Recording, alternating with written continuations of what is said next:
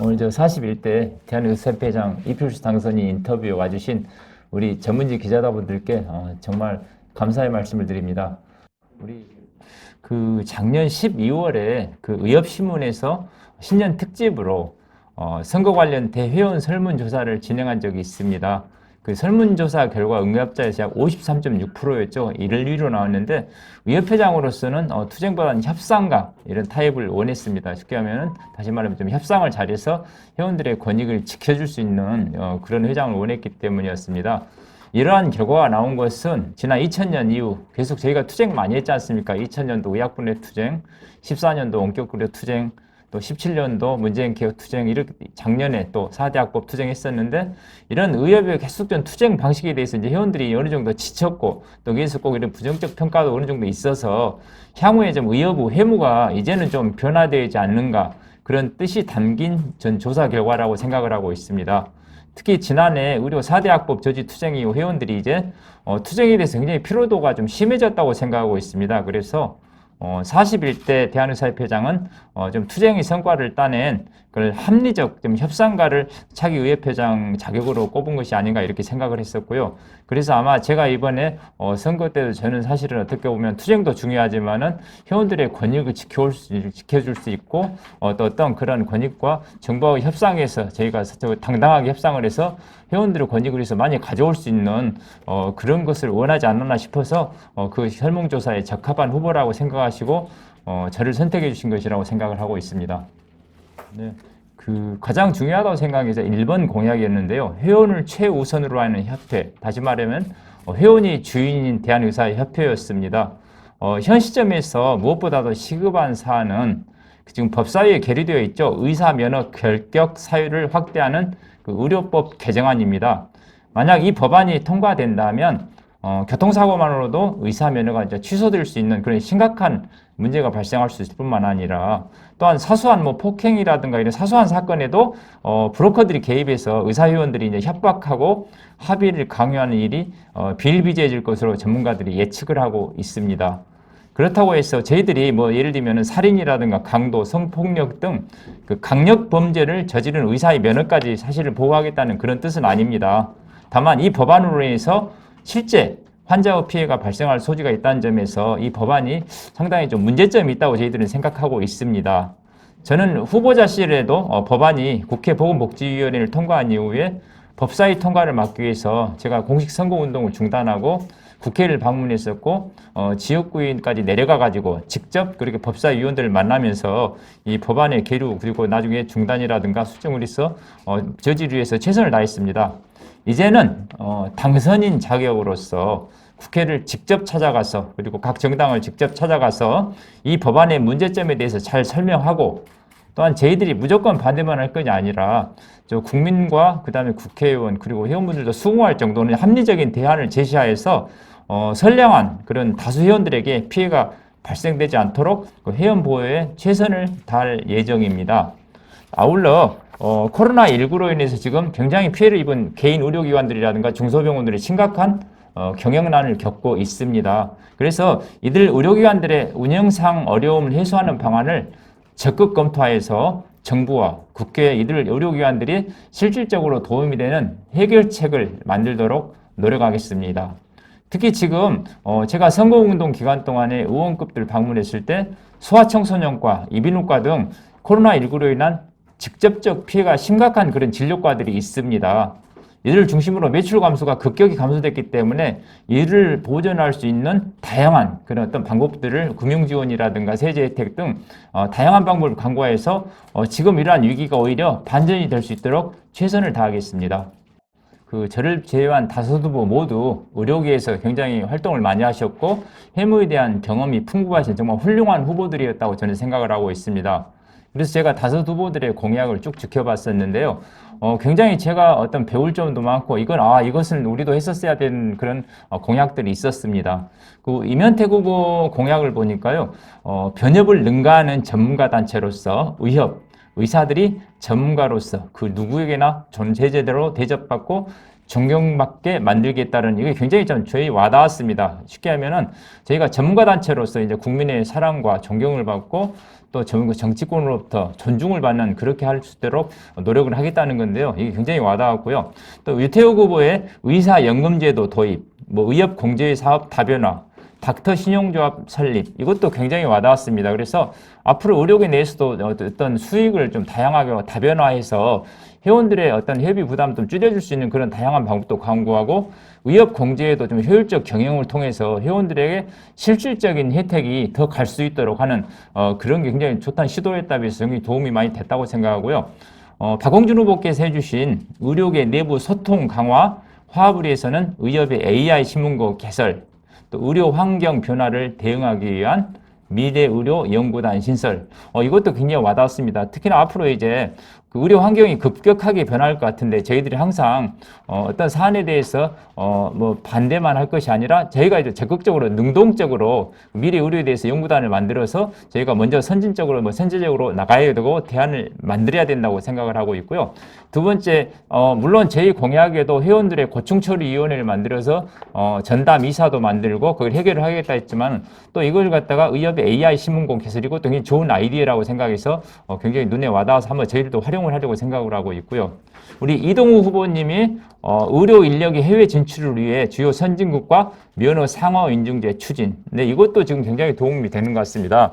지금 사실 우리 젊은 의사들이 지금 해외 진출을 굉장히 많이 고려하고 있을 정도로 저희 대한민국 의료가 참 암울하고 굉장히 어려운 현실입니다. 그래서 저도 공약에서 우리 젊은 의사들의 해외 진출을 위해서 저희가 TF팀을 만들어서 이들에 대한 교육이라든가 전문가들을 이렇게 모시고 와서 교육도 하고 또 나가서 해외 진출할 수 있는 기여권을 만들어주고 그런 것을 TF를 만들기로 했었는데요.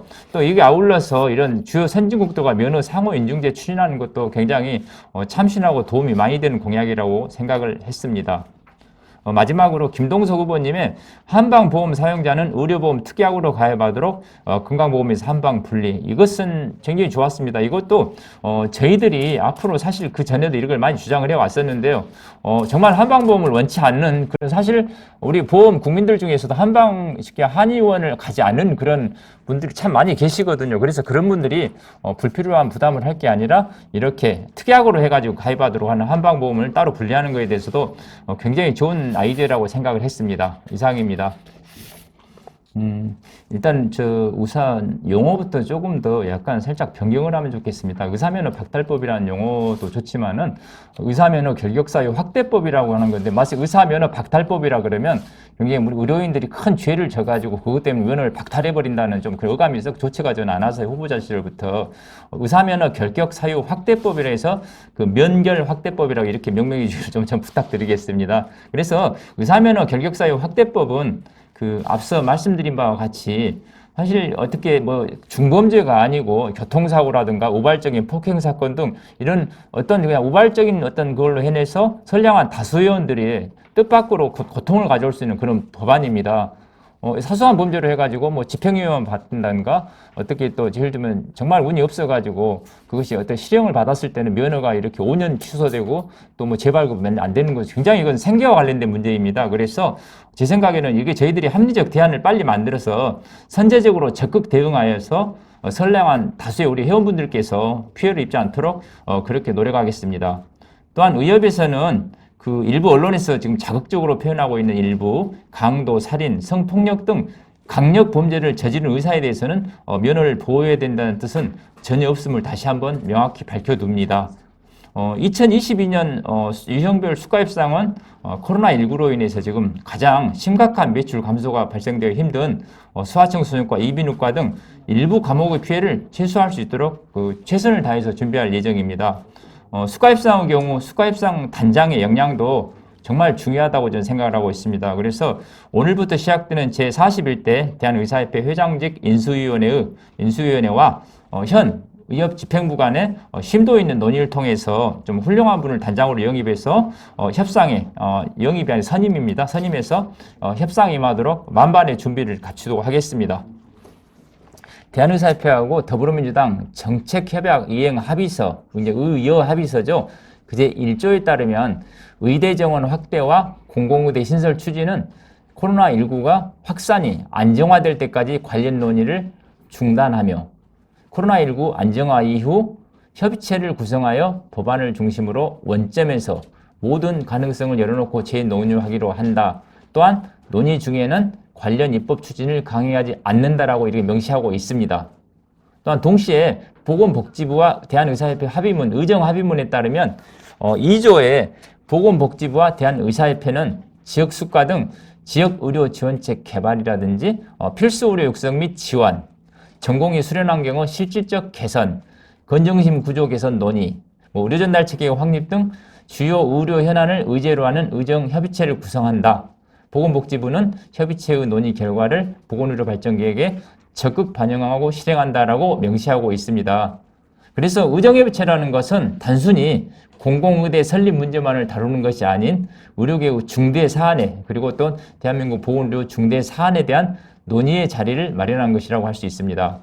의정협의체 운영에 관해서는 오늘부터 활동되는 제41대 대한의사협회 회장직 인수위원회에서 기존 범투위에서 일부 위원을 교체하여 추진하는 것이 좋은 것인지 아니면 새로운 위원회를 구성하여 추진하는 것이 좋은 것인지 여부에 대해서는 집행부와도 상의하고요. 또 기존 범투위 위원장님들, 의정협의체 단장님들과 충분히 그리고 심도 있는 논의를 하고 또한 우리 충분하게 각 지역에 우리 지도자분들과 상의를 하여서 신중하게 결정하도록 하겠습니다. 이번 41대 의협집행부 인사원칙은 먼저 의협보다 앞서서 제가 의사회 생활을 1999년부터 지금까지 한 의료계에서 생활을 한 20여 년 넘게 의료계 활동을 해왔습니다. 그래서 그동안에 다양한 집행부에서 이렇게 했던 이사진들의 어떤 구성에 있어서 문제점, 다양한 이런 거의 해결책 또 좋은 방향에 대해서 많이 생각을 했습니다. 그리고 또 제가 2015년에 전라남도 의사회장을 하면서도 지켜봤고 올해 또 의협 부회장으로서 3년 전에 이렇게 지켜봤기 때문에 굉장히 그 인사의 중요성 그리고 집행부 인선의 중요성에 대해서는 너무나 잘 알고 있습니다. 그래서 되게 이번에도 제가 회장 되고 나서 많은 회원님들께서 이에 대한 우려와 조언을 많이 해주셨습니다. 41대 집행부의 인사 원칙은 첫 번째는 화합, 두 번째는 조직을 위한 헌신, 세 번째는 그분이 정말 능력이 되는가, 네 번째는 공정, 마지막은 자율, 이 5개 원칙 가지고 인선하고자 합니다. 첫 번째 화합에 대해서 말씀드리면요. 지금 각 지역과 단체로 지역으로 어떤 분열된 의협의 모습으로는 사실 어떤 일을 추진하기가 좀 쉽지 않은 면이 있습니다. 그래서 개원과 대학, 봉지기, 수련회 등 다양한 구성원으로 이루어진 그런 의협의 특성을 잘 감안해서 좀 이렇게 다양한 지역의 목소리가 반영될 수 있는 어떤 가장 최상의 팀을 꾸리도록 노력하겠습니다. 두 번째는 이제 헌신입니다. 자, 의료계 일을 하다가 정말 내가 이러려고 내 이 일을 맞나 하고 이렇게 자조 적힌 말들을 많이 하는 경우를 보았습니다. 제가 이번에 의협 부회장으로 하시면서도 그런 말이 있죠. 의협 일은 잘하면 본전, 못하면 욕 엄청 먹는다. 그래서 굉장히 그런 데 비해서 사실 의협 비상근 이사들이라든가 이런 임원들이 활동비를 많이 받는가 그런 것도 아니고 정말 저는 보기에는 헌신의 자리라고 생각을 하고 있습니다. 그랬는데 그렇게 자기의 그 이름과 명예를 위해서라기보다는 어떻게 보면 의료계에 대한 사명감 그리고 의료계 발전에 대한 사명감을 가지고 이렇게 헌신하시고자 하는 마음을 가진 분들이 사명감이 굉장히 중요하다고 생각하기 때문에 그런 분들께서 의협 상임 이사진에 들어와야 된다고 저는 생각을 하고 있습니다. 자, 세 번째는 능력입니다. 자, 지금 의료계는 그 인구 고령화 사회 그리고 저출산 또 4차 산업혁명 AI 활성화 등 급변하는 시대 속에 있는 다양한 그 보건 의료 아젠다에 지금 대응을 해야만 하는 시대입니다. 이러한 시대적 상황에 맞게 여기에 대해서 맞춰 나갈 수 있는 정말 젊고 유능한 그런 역량 있는 인재를 두루 발탁해서 상임진을 꾸리도록 하겠습니다. 마지막 이제 네 번째죠. 네 번째는 공정입니다. 화두가. 자, 의협회장 선거리에서 사실 이제 여기에서 저를 위해 제가 의협회장 선거 나왔을 때 참 많이 도와주신 분들도 많이 계시고 합니다. 그렇지만 그분들만으로 의협을 이끌어가기는 불가능하다고 생각을 하고 있습니다.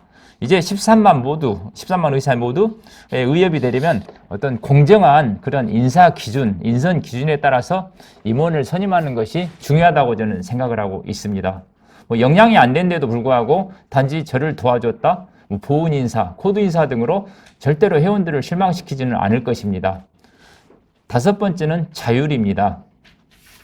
우리 대한의사협회 임원은 그러니까 어떻게 보면은 정말 최고 전문가 중에서 전문가 엘리트 집단이라고 저는 생각을 하고 있습니다.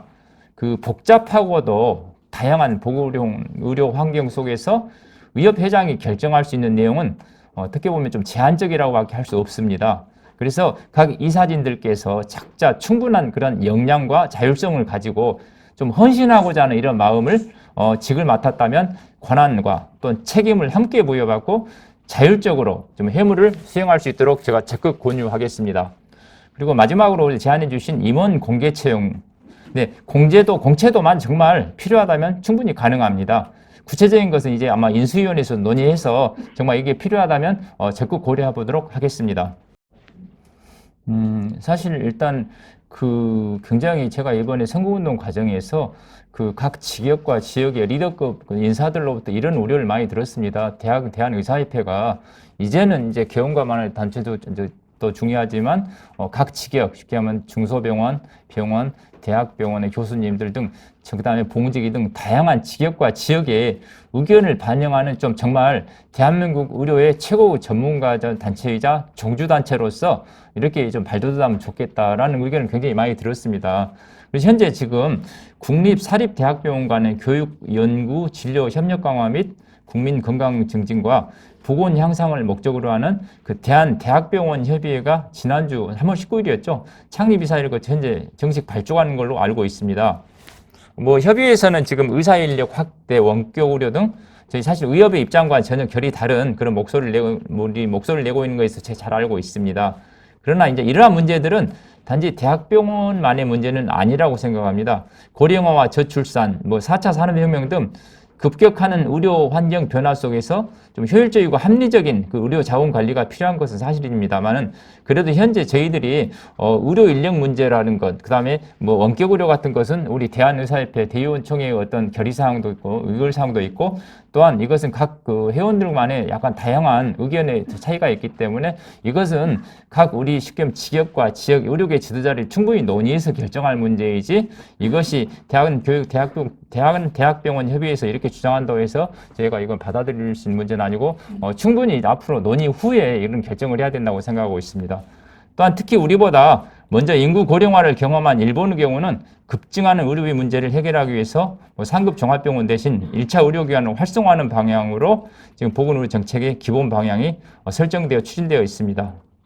이러한 현실 상황을 바탕으로 우리 각 직역과 단체가 대한의사협회라는 종주단체를 중심으로 하나 되어서 좀 활발한 논의를 하는 구조가 만들어 가겠습니다. 그러기 위해서는 일단 소통이 굉장히 중요하다고 생각하고 있습니다. 그래서 앞으로 이렇게 대학병원, 상급 종합병원 등 정말 다양한 단체들과 만나서 소통을 해서 그다음 어떤 의료계의 문제들을 하나하나 풀어나가는 방향으로 하겠습니다. 근데 이번에 41대 대한의사협회 회장 선거에 나온 5후보 저를 포함한 이제 6후보 모두 의료계에서 정말 20여 년 이상씩 의료계 해물을 해오신 분들이고 각 분야에서 굉장히 독보적으로 자기 재능을 가지고 있으신 좀 훌륭하신 분들이라고 저는 생각을 하고 있습니다. 그래서 당연히 당선인으로서 가장 지금 저희가 얼마나 많은 지금 저희가 앞으로도 의료계 위기가 닥쳐 있습니까? 지금도 당장 간호사법도 그렇고 의료인 면허 관련 결격사유 확대 법안도 그렇고 다양한 법안들이 많이 지금 저희들도 있고요. 그 다음에 현재 코로나19로 인해서 지금 개원과도 엄청 어렵고 또한 중소병원들도 지금 힘들고 있습니다. 그래서 이런 어려운 상황 속에서 저희들이 가장 중요한 건 한 목소리를 내는 게 중요하다고 생각하고 첫 번째 내부 단결이 중요하다고 생각하고 있습니다. 저는 당연히 이 5분들 후보들과 함께 우리 힘을 합쳐서 우리의 현안을 해결해 나가야 한다고 생각하고 있고요.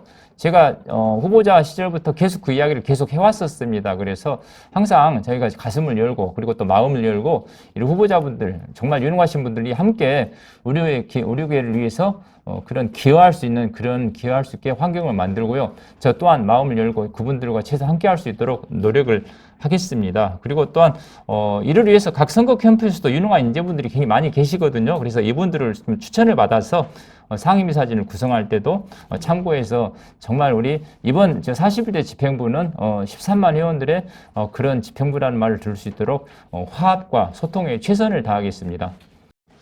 한 달간의 41대 대한의사협회 회장 선거가 이제 마무리가 되었습니다. 회원분들 중에서 저를 지지해 주신 분도 있고 또 지지하지 않으신 분도 있다고 생각하고 있습니다. 그래서 저는 제가 굉장히 가장 시급한 것은 의료기업 발전을 위해서 힘을 합쳐야 될 시점이라고 생각하고 있습니다. 저는 저를 지지해 주신 분도 있지만 또 그렇지 않으신 분들의 목소리도 소중하게 받아들이고 겸허하게 받아들이겠습니다. 제가 가장 좋아하는 말이 2015년에 전남구사회장 때 됐을 때부터 한 게 열정이라는 말과 헌신이라는 말입니다. 전 지금까지 그 도구사회장 시절부터 열정적으로 일을 많이 해왔다고 생각을 하고 있습니다. 그래서 초심을 잃지 않겠습니다. 그래서 항상 정말 우리 의협의 발전을 위해서 제 온몸을 다 버릴 각오로 하고 열정적으로 일을 할 것이고요. 뭐 어떤 2차적인 걸 떠나서 제가 정말 헌신이란 말은 결국 뭔가요? 내 모든 것을 버려서 우리 조직의 발전을 위해서 희생한다는 건데, 저는 열정과 헌신이라는 말을, 그리고 겸손과 배려라는 말도 참 좋아합니다. 그래서 앞으로 제가, 대한의사협회 우리 직원분들도 많이 계시고, 또 13만 회원분들도 계시지만, 제가 항상 가장 13만 회원들의 어떤 공복이다. 그때 저 13만 회원들의 어떤 공복이라는 각오로 회원분들을 위해서 최선을 다할 것이고요. 회원분들이 어려움을 겪었을 경우에 정말 제가 직접 챙겨서 나서서 회원분들께서 조금 더 편안한 환경 속에서 안심하고 진료할 수 있도록 노력을 하겠습니다.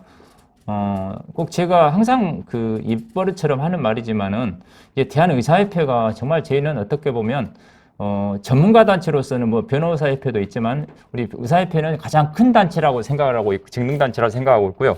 그만큼 국민들이 우리 의사협회 거는 기대도 높다고 생각하고 있습니다.